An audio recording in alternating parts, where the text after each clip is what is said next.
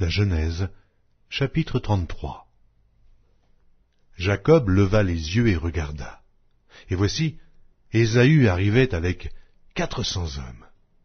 Il répartit les enfants entre Léa, Rachel et les deux servantes. Il plaça en tête les servantes avec leurs enfants, puis Léa avec ses enfants, et enfin Rachel avec Joseph. Lui-même passa devant eux, et il se prosterna en terre 7 fois, jusqu'à ce qu'il fût près de son frère.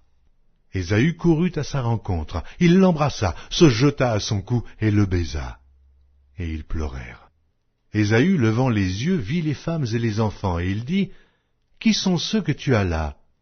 Et Jacob répondit, « Ce sont les enfants que Dieu a accordés à ton serviteur. » Les servantes s'approchèrent, elles et leurs enfants, et se prosternèrent. Léa et ses enfants s'approchèrent aussi et se prosternèrent. Ensuite, Joseph et Rachel s'approchèrent et se prosternèrent. Ésaü dit, « À quoi destines-tu tout ce camp que j'ai rencontré ?»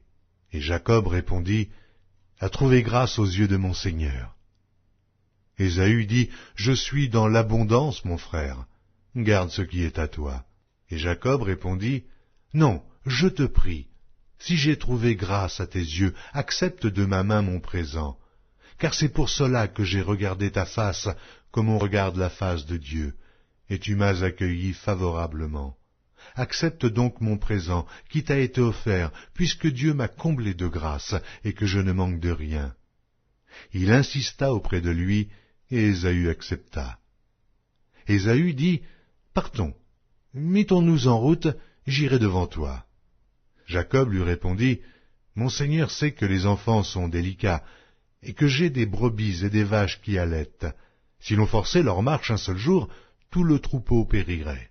Que mon Seigneur prenne les devants sur son serviteur, et moi je suivrai lentement, au pas du troupeau qui me précédera, et au pas des enfants, jusqu'à ce que j'arrive chez mon Seigneur, à Séhir. » Ésaü dit, « Je veux au moins laisser avec toi une partie de mes gens. » Et Jacob répondit, « Pourquoi cela ?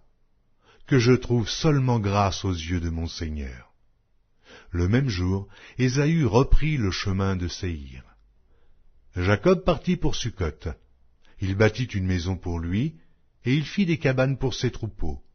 C'est pourquoi l'on a appelé ce lieu de nom de Succoth. À son retour de Padan-aram, Jacob arriva heureusement à la ville de Sichem, dans le pays de Canaan, et il campa devant la ville. Il acheta la portion du champ où il avait dressé sa tente, des fils d'Amor, père de Sichem, pour 100 késitas. Et là, il éleva un autel qu'il appela El Éloé Israël.